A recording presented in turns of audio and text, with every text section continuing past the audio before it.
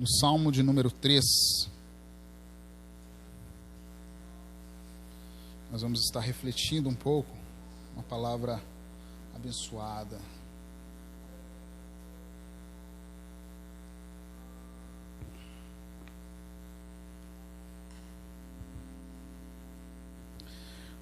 Salmo de número 3, a partir do verso de número 1, diz assim: Senhor, como se tem multiplicado os meus adversários?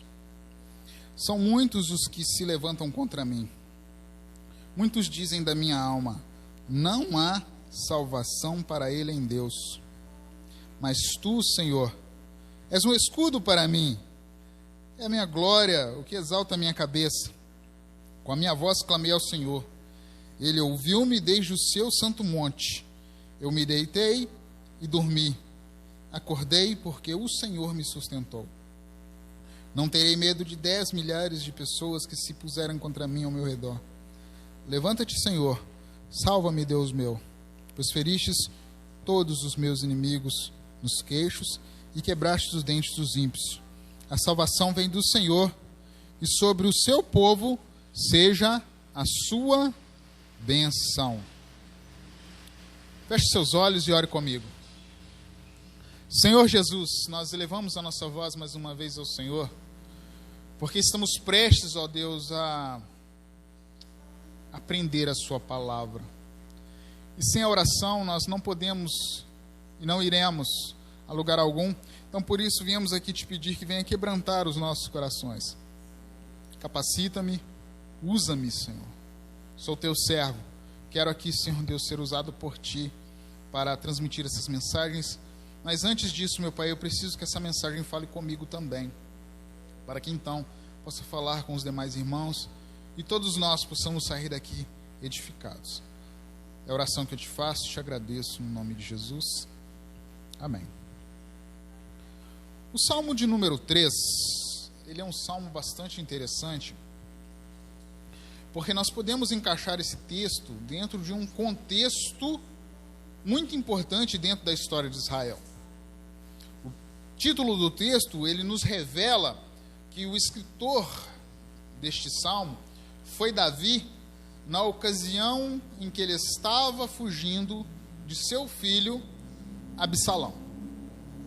E esse é um fato histórico muito importante dentro da história, não só do povo de Israel, mas de toda a comunidade judaica, porque nós vamos perceber aqui a necessidade que o homem tem de não só confiar no Senhor, mas também estar atento para não entrar nas adversidades que a vida pode proporcionar àqueles que não estão vigilantes. O contexto histórico, o pano de fundo desse salmo, é quando Davi, ele teve o seu trono quase usurpado por seu filho Absalão. Inclusive, Absalão chegou a reinar por um tempo, mas depois desse pequeno tempo, há uma batalha e Davi acaba prevalecendo sobre o exército de Absalão e volta a reinar. Mas antes disso tudo acontecer, nós vamos perceber que por que isso tudo acontece? E Davi chega ao ponto de escrever esse salmo. Davi tinha feito escolhas ruins. Começa lá com Batseba, quando ele, ao invés de ir para a batalha, ele fica na sua casa, os exércitos estão lá batalhando, ele está na sua casa, ele vê Batseba de longe, se interessa por Batseba, eles têm ali relações sexuais, comete pecado de adultério com Batseba. Não bastasse isso, ela engravida. Davi, o homem segundo o coração de Deus, arquiteta um plano para matar o esposo de Batseba e poder se casar com Batseba. Só que diante de Deus, meus irmãos, nada passa batido, nada fica sem a devida tratativa.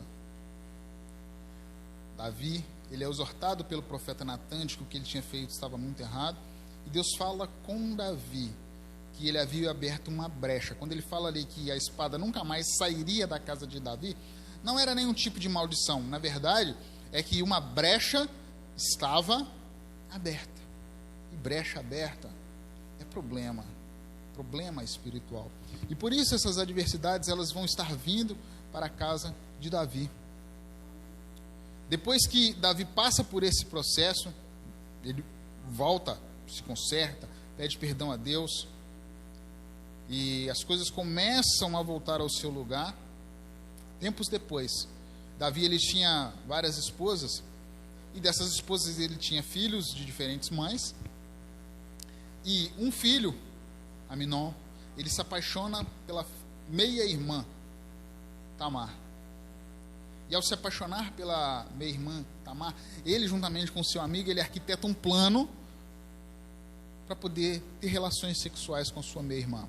Ele estava devidamente apaixonado, profundamente apaixonado, perdidamente apaixonado, mas era apenas atração física.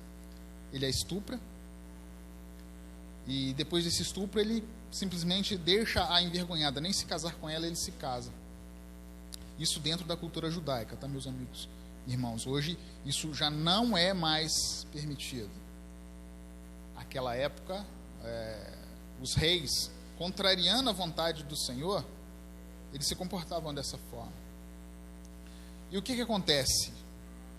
Absalão, ele era meio-irmão de Tamar, que tinha sido estuprada por Aminon. Só que Davi, ao invés de tratar devidamente com Aminon, de chamar a atenção, de cuidar para que ele recebesse uma pena duríssima pelo que tinha feito, estuprar a sua irmã, ele não faz nada. E isso cria em Absalão uma raiva muito grande.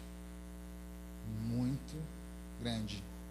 A ponto dele guardar mágoas no seu corpo. Para você ter uma ideia, ele fica durante 2 anos nutrindo essa raiva, mas deixa Aminon esquecer.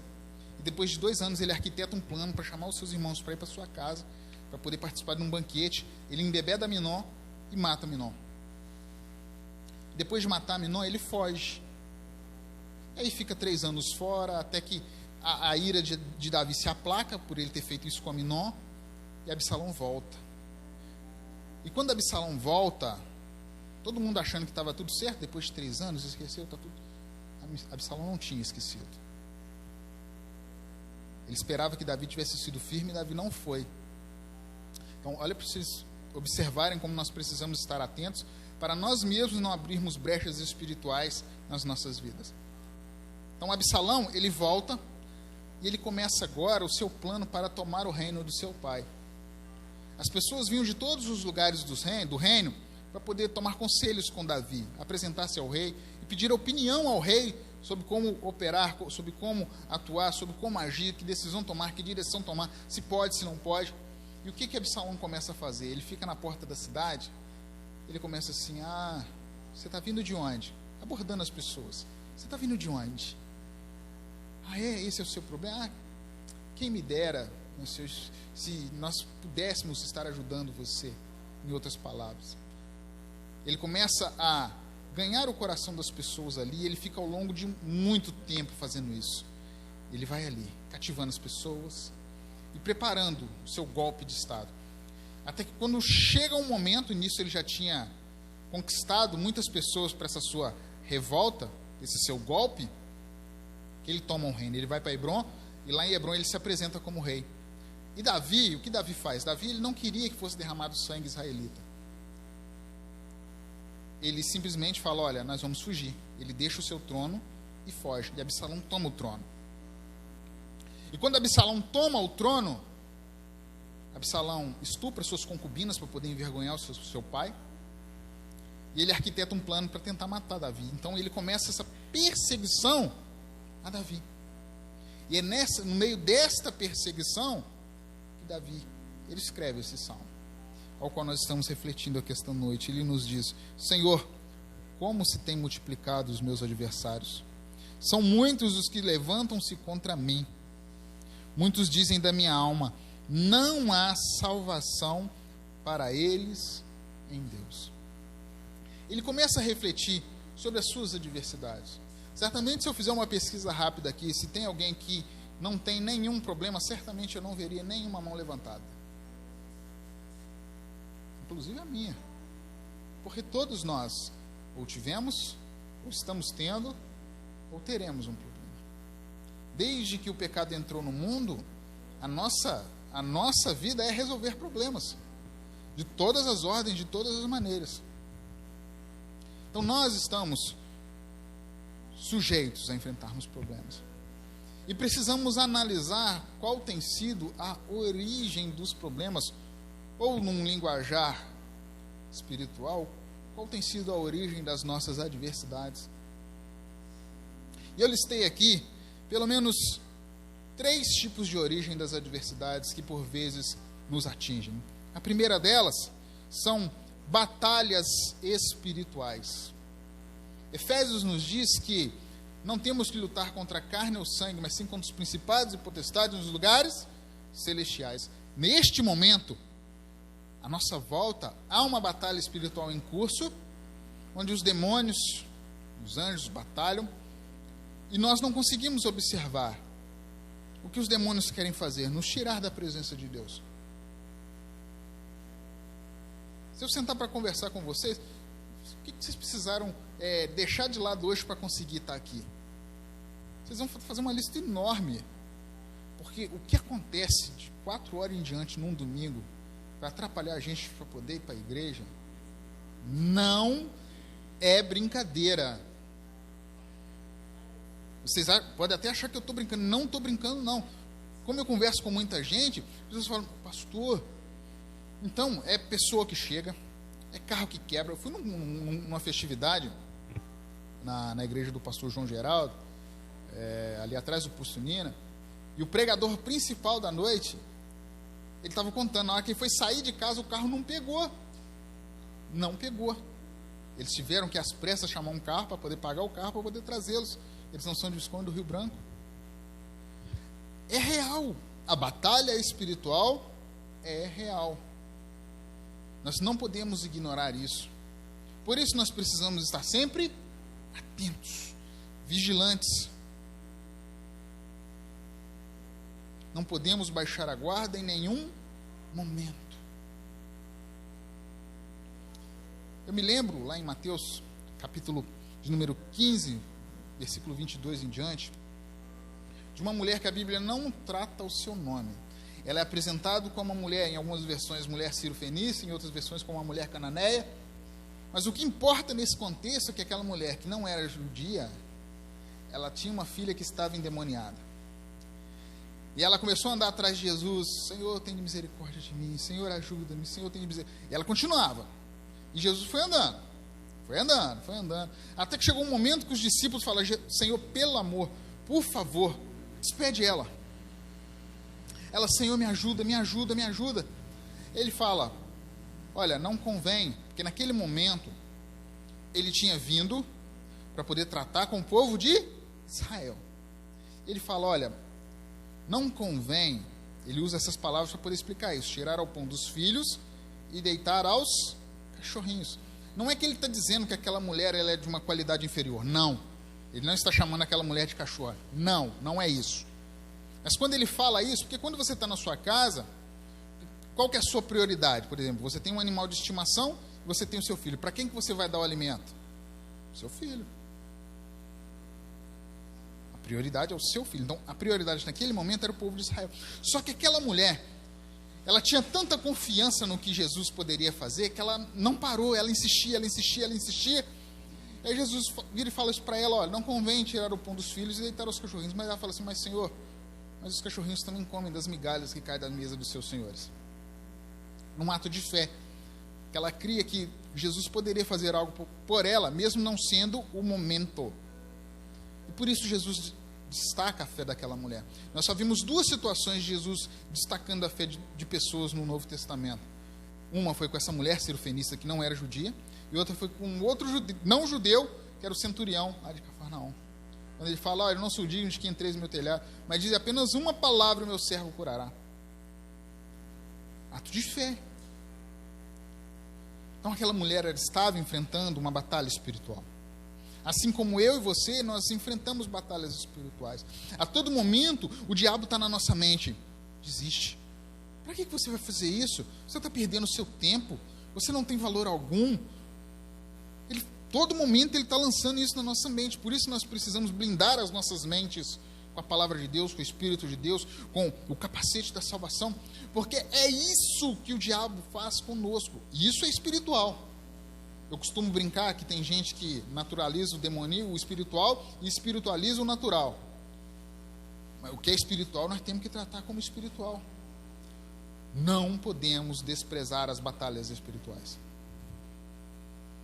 E quando eu falo de não desprezar as batalhas espirituais, isso vai muito além do que somente estar aqui no templo cultuando ao Senhor. Não, é todo dia, a todo momento, a toda hora. Eu preciso estar ligado no Evangelho, eu preciso estar ligado no Espírito para poder avaliar se as minhas ações, as minhas condutas irão abrir brechas espirituais.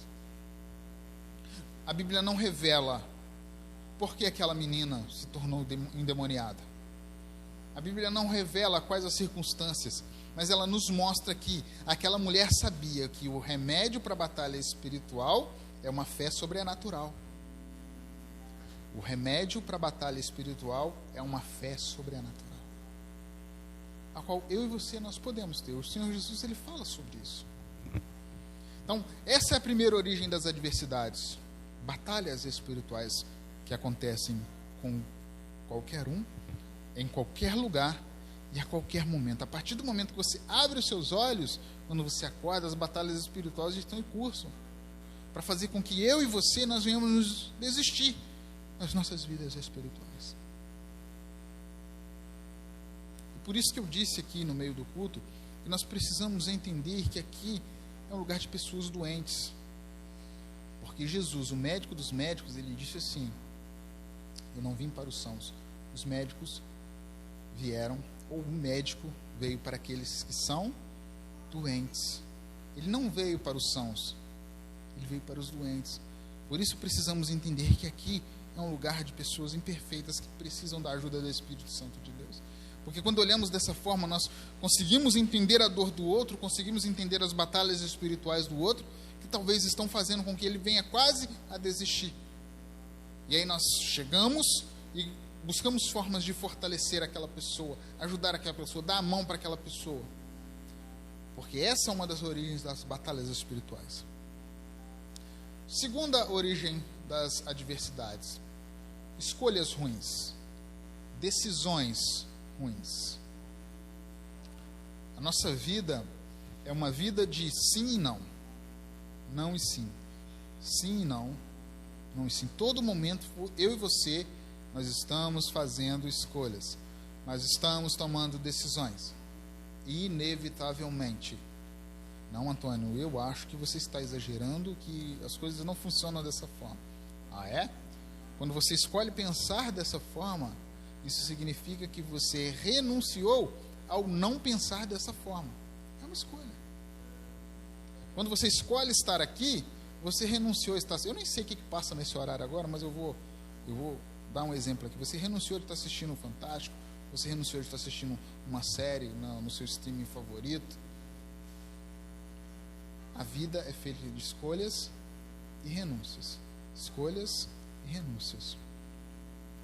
E precisamos estar atentos, porque escolhas ruins produzem resultados desastrosos. Assim como Davi, nós falamos aqui sobre Davi. O homem, nós estamos falando do homem segundo o coração de Deus. O homem que temia o Senhor. O homem que era fiel ao Senhor, mas que num determinado dia, ele baixou a guarda. Eu não estou falando nem da decisão de não ter ido para a batalha, tá? Porque não acredito que seja o não ter ido para a batalha que tenha feito com que ele tivesse pecado com Batseba. Porque se não fosse naquele dia, ia acontecer em outro. Mais cedo ou mais tarde isso ia acontecer. O que eu quero chamar a atenção aqui é para a decisão ruim que ele tomou de chamar Batseba para sua casa. Ele não tinha que ter chamado Batseba para sua casa. Não.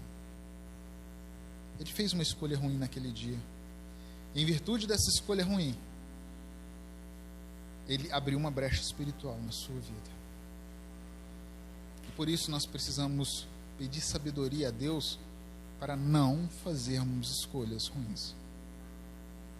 Relacionamentos, investimentos, palavras, ações, atitudes, olhares, pensamentos. Lembram-se do que eu disse? Que a todo momento eu e você nós estamos fazendo escolhas, tomando decisões. A vida é uma decisão. Decidir, não decidir, já é uma decisão. Não tem como, eu e você não conseguiremos fugir disso. Então, por isso, nós precisamos pedir a sabedoria do Espírito de Deus para tomarmos as melhores decisões. A palavra nos diz: escolhei hoje a quem servis, ou a Deus ou a Baal. O profeta Elias, ele diz isso: olha, escolham hoje a quem vocês querem servir. E Davi fez uma escolha ruim aquele dia. Ele escolheu ter relações sexuais com aquela mulher. Ninguém obrigou ele. Ela não invadiu a casa dele e o pegou à força. Não. Ele olhou, ele desejou e ele cedeu. A palavra do Senhor nos diz que existe algo nas nossas mentes, e isso eu falo no discipulado, por isso é importante nós estarmos sempre aprendendo, e aqueles que quiserem participar estejam à vontade. A concupiscência é o desejo profundo que existe dentro de cada um de nós. Um aspecto geral, a concupiscência é um tipo de desejo, bom ou ruim. Mas ela ganha uma conotação negativa porque a Bíblia diz assim: olha, havendo a concupiscência acontecido, e eu cedo a concupiscência ou a tentação, a partir do momento que eu cedo a tentação, dá luz ao pecado. O pecado só existe quando eu baixo a guarda e cedo a tentação. Ser tentado não é pecado. Então Davi, ele olhou, ele viu, teve um mau pensamento, ele poderia ter se arrependido naquele momento e seguido sua vida, mas ele vai mais a fundo. Ele dá luz ao pecado, ele chama ela e ele tem atos sexuais com ela. Isso foi uma escolha ruim. E nós somos convidados pela palavra de Deus a não tomarmos escolhas ruins como Davi. Eu vou mais a fundo. Talvez se nós estivéssemos no lugar de Davi, não nessas circunstâncias, talvez outros tipos de tentações, nós seríamos cometidos do mesmo jeito. Porque não é isso que acontece nos nossos dias. Paulo, ele é bem específico quando ele diz assim: o bem que quero fazer, esse não faço, mas o mal que não quero, esse faço. Não é exatamente isso que nós estamos dizendo aqui? A gente sabe que é errado, a gente sabe para onde a gente tem que ir, mas muitas vezes nós seguimos o caminho totalmente contrário. Nós damos vazão aos nossos sentimentos, aos nossos desejos, e dar vazão aos desejos dá luz ao pecado. E o pecado, havendo concebido, ele gera a morte espiritual, que é o distanciamento do nosso Deus. Não. E a terceira origem das adversidades: condições naturais. Porque depois que o pecado ele veio e entrou à terra, a palavra nos diz que toda a criação ficou deformada ou modificada e foi de alguma forma atingida por causa do pecado. Ficou sujeita. Eu me lembro da viúva de Naim. Nós não fomos criados para morrer. Não. A gente foi criado para viver para sempre com o Senhor. Só que quando o pecado entra, Deus tira o homem do jardim do Éden para que ele não comesse o fruto da árvore da vida e continuasse eternamente em pecado. Ele vai pôr em prática o seu plano para poder resgatar a humanidade através de Cristo Jesus. Aquela viúva da cidade de Naim, Naim era uma cidade, ela tinha o seu único filho. Para a gente poder entender esse contexto, hoje, nos dias modernos, mulheres elas conseguem se qualificar profissionalmente, buscar postos de trabalho, ela consegue sair de casa para poder trabalhar, ela não depende exclusivamente do prover do seu marido, mas naquela época a mulher ela dependia totalmente e exclusivamente do que seu marido trazia para dentro de casa. E quando na ausência do marido, quem ficava ao encargo dessa responsabilidade eram os filhos. Só que aquela mulher que tinha o seu único filho, viúva, ou seja, não tinha o seu marido mais, ela perde o seu filho. Seu filho tinha morrido. Então nós podemos observar aqui aquela mulher vendo em cima daquela tábua que estava sendo carregada para poder ser sepultada, toda a sua esperança se esvaindo e se perdendo. Só que Jesus, ele é o Deus da vida. Ele nos disse: eu vim para dar vida e vida em abundância. É interessante porque ninguém chamou Jesus para ir até a cidade de Naim. Ele estava indo para um determinado lugar. A palavra nos diz que ele passa por... Ele nem entra na cidade de Naim. Ele passa perto da porta da cidade e ele encontra com o cortejo daquela criança. Ele toca naquela criança, aquela criança volta a viver. Então as esperanças daquela mãe estavam de volta. Pode parecer desastroso o que eu vou dizer aqui, mas aquela mulher, ou ela iria mendigar, ou ela ia se prostituir. Porque ela não tinha de onde tirar a sua renda. Mas Jesus trouxe esperança de volta para aquela mulher. Assim como Jesus traz a esperança de volta para a minha e para a sua vida, independente das circunstâncias. Então, as condições naturais, elas podem acontecer na nossa vida. A morte pode vir a acontecer. Nós somos passíveis disso. Por isso que eu sempre brinco com vocês, desde quando nós começamos aqui há 6 anos. Olha, eu preciso preparar uma igreja que esteja pronta para seguir se em algum momento vocês não me tiverem aqui mais. E aos pouquinhos a gente está conseguindo, graças a Deus. Por quê? Amanhã eu posso não estar mais aqui. Tudo que nós temos é o hoje. E às vezes o hoje ele traz consigo algumas adversidades. Basta olharmos lá para o Rio Grande do Sul. Eu vejo aí algumas teorias das pessoas que querem falar que por causa lá do Rio Grande do Sul é espiritual. Eu não descarto de ter áreas espirituais, sim, mas aquilo ali é um desastre natural. Assim como você olha lá para o Nordeste, falta água. Por quê? Sim. Subiu. Sim. Então nós estamos sujeitos a isso. Então as adversidades, elas podem ser de escolhas ruins, elas podem ser de condições naturais, ou elas podem ser de batalhas espirituais. Mas o verso de número 3, olha que coisa interessante que ele vai dizer. Porém tu, Senhor, és um escudo para mim. Ele entende, Davi, mesmo com todas aquelas circunstâncias, ele sabia que estava errado, ele sabia que ele tinha falhado, mas ele não deixa de confiar no Senhor. E ele nos deixa esse exemplo. No verso 4 ele diz: com a minha voz clamei ao Senhor, e ouviu-me desde o seu santo monte. Eu me deitei e dormi, porque o Senhor me sustentou. Não temerei 10 milhares de pessoas que se puserem contra mim e me cercam. E Davi nos ensina que a fé, ela deve vir como confiança no Senhor nos momentos difíceis. Davi, ele apresenta aqui uma profunda confiança no nosso Deus, mesmo sabendo que estava errado, mesmo sabendo que tinha feito escolhas ruins, ele não deixa de confiar no nosso Senhor. Por isso a Bíblia nos diz que Davi foi um homem segundo o coração de Deus, não porque ele era perfeito, mas porque ele reconhecia os seus erros. Ele foi um homem segundo o coração de Deus, justamente por saber que era um homem imperfeito. Quando vamos lá no Salmo 51, se eu não me engano, no verso de número 10, ele vai dizer: Senhor, não afaste de mim o teu espírito, não me retires da tua presença. Ele tinha um medo profundo de ficar longe da presença do Senhor.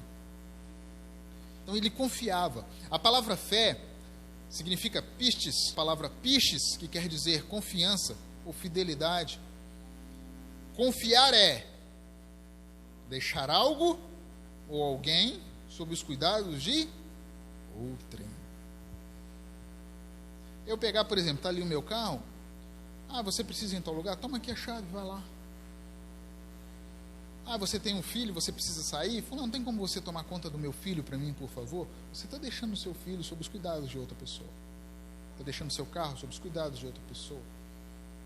Igual sempre que eu preciso tirar férias aqui, e agora, já nos últimos anos, eu tenho conseguido pelo menos uma semaninha, eu vou lá, irmãos, você fica responsável por isso, dessa forma, desse jeito, você vai fazer isso dessa forma, assim, e eu não preciso me preocupar. Quando eu volto na semana seguinte, tudo aconteceu perfeitamente, graças a Deus.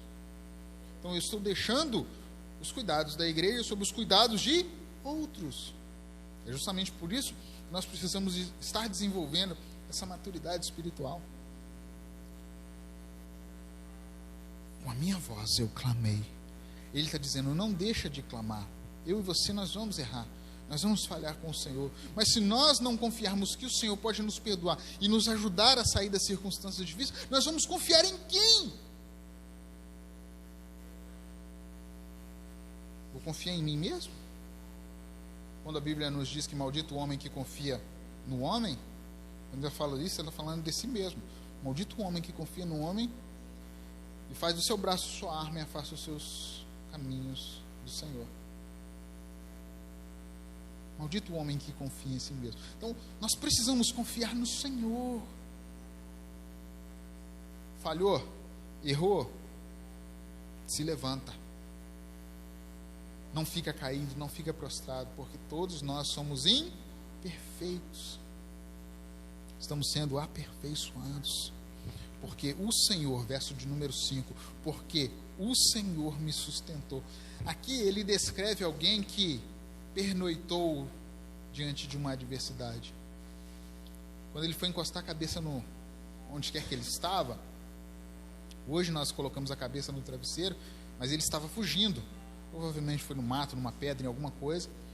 Ele teve que encostar a cabeça para poder dormir. E eu fico imaginando ele na sua cabeça. Poxa, Absalão está tentando tomar o meu trono. Absalão vai matar as pessoas. Absalão quer fazer isso, Absalão quer fazer aquilo. Mas ele disse que, olha, eu me deitei e dormi, porque o Senhor me sustentou.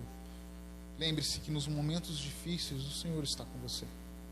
Nos momentos de escuridão, o Senhor está com você. Nas noites mais escuras, nas noites mais sombrias, o Senhor está com você. O que não significa que você não terá adversidades. Você vai ter adversidades.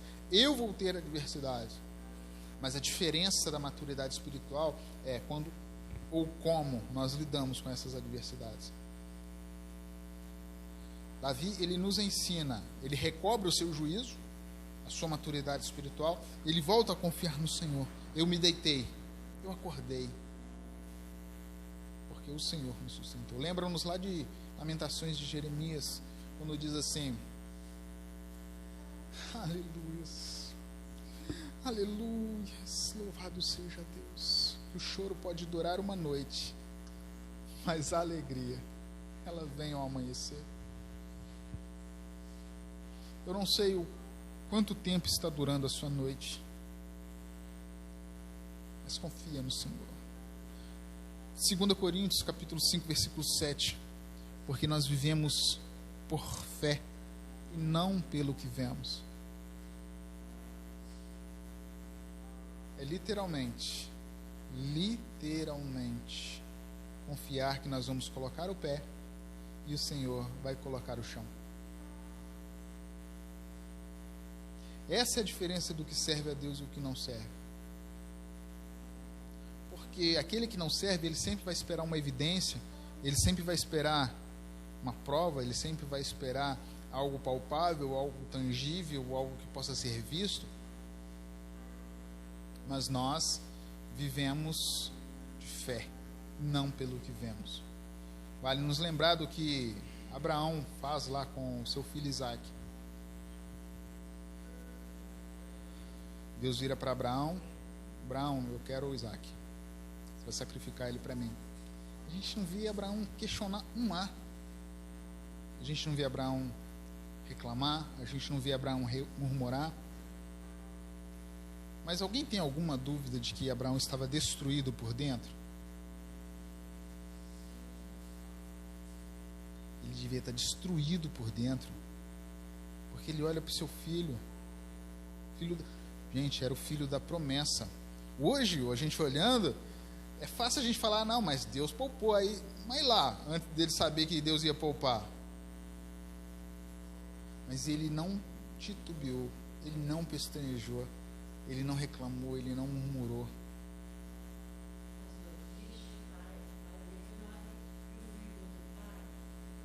Cadê o cordeiro? Gente, aquela pergunta ela deve ter acabado de destruir com Abraão. Pai, está aqui a lenha, cadê o cordeiro? Ele diz: olha, Deus proverá para si o cordeiro, meu filho. Ele chega lá, prepara o seu filho. Na hora que ele ia imolar o seu filho, Deus fala para ele: para, Abraão, eu já sei que você confia em mim. Deus provê para si o cordeiro para o sacrifício e poupa a vida de Isaac. Deixa-nos esse exemplo de viver por fé e não por vista. É a gente saber que nos dias difíceis, nos momentos complexos, o Senhor está segurando as nossas mãos.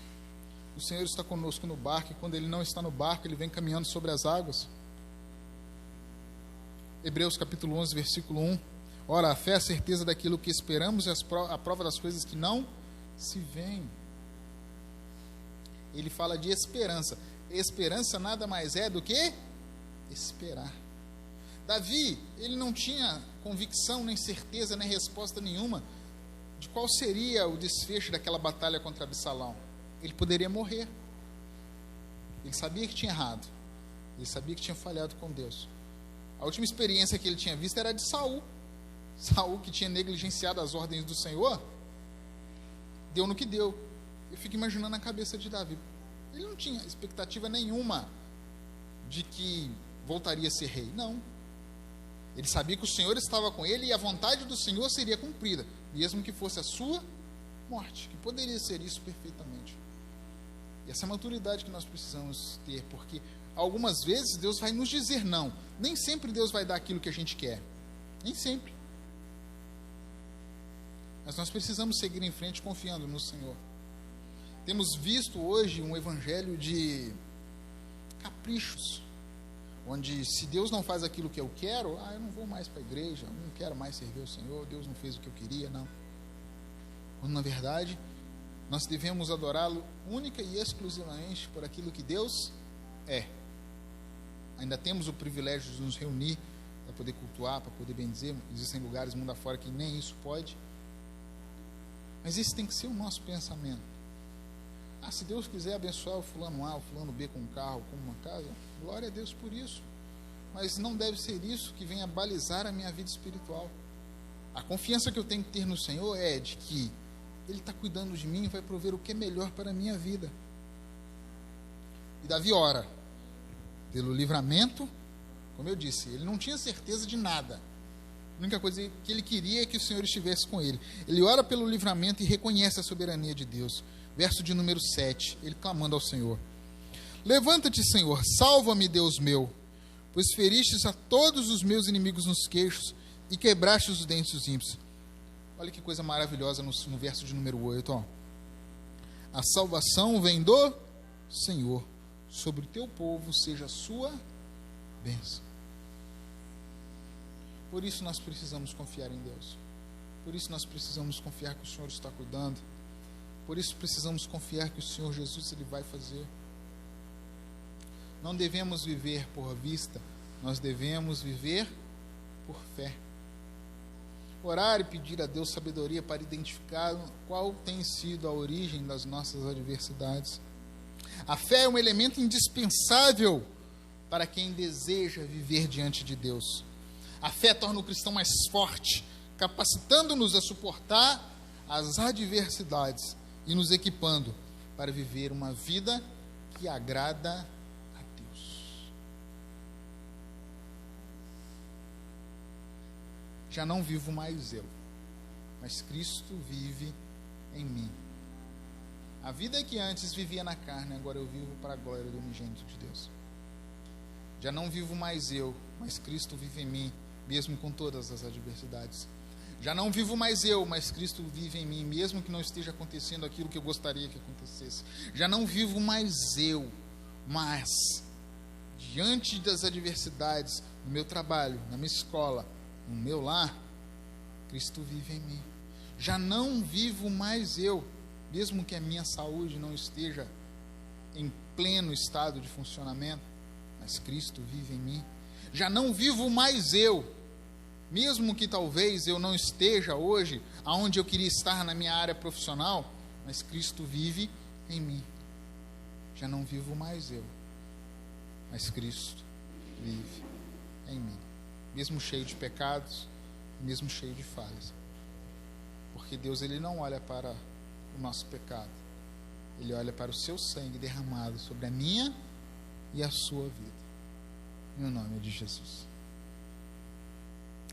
Nós possamos estar refletindo, nós possamos estar pedindo ao Senhor que nos dê sabedoria para vivermos e aprendermos com Ele, para vencermos as adversidades que vêm sobre as nossas vidas.